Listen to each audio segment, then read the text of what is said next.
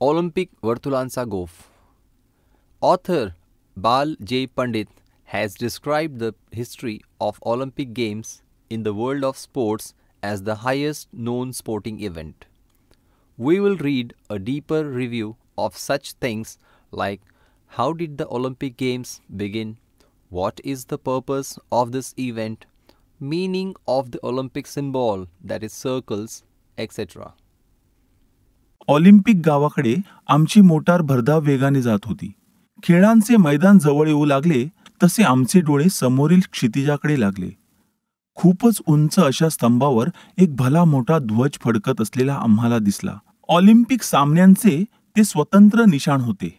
ध्वजावरील पांढऱ्या शुभ्र पार्श्वभूमीवर लाल, पिवळ्या, निळ्या, हिरव्या व काळ्या रंगांची वर्तुळे एकमेकांत गुंफलेली होती.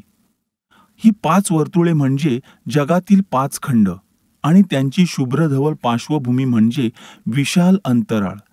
या ध्वजावर ऑलिम्पिकचे ब्रीदवाक्य लिहिलेले आहे. CTS, ऑल्टिएस, फॉर्टिएस म्हणजे गतिमानता, उच्चता, तेजस्विता.